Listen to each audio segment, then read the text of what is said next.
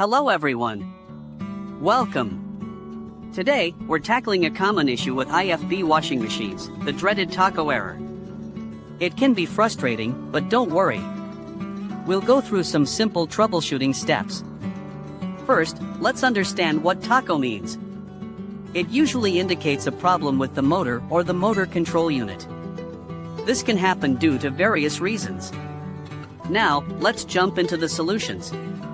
One of the first things you should check is the power supply. Ensure your washing machine is properly plugged in. Sometimes, a loose connection can trigger the error. Try unplugging it and plugging it back in firmly. Also, check your circuit breaker or fuse box. A tripped breaker can cut power to the machine. Reset the breaker if necessary. Secondly, inspect the motor carbon brushes. These brushes transfer electricity to the motor. Over time, they can wear down.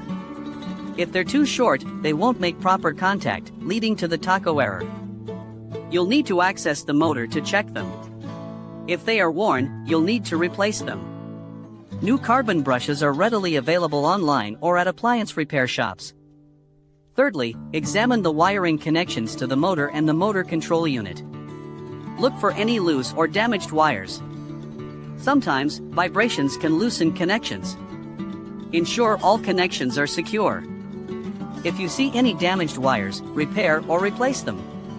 Make sure to disconnect the power before doing any electrical work. Fourthly, check for any obstructions in the motor. Debris or foreign objects can sometimes get lodged in the motor, preventing it from spinning freely. Carefully inspect the motor area and remove any obstructions you find.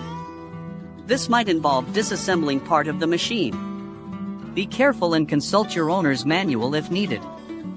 Fifthly, consider the possibility of a faulty motor control unit. This unit regulates the motor's speed and operation. If it's malfunctioning, it can trigger the tacho error.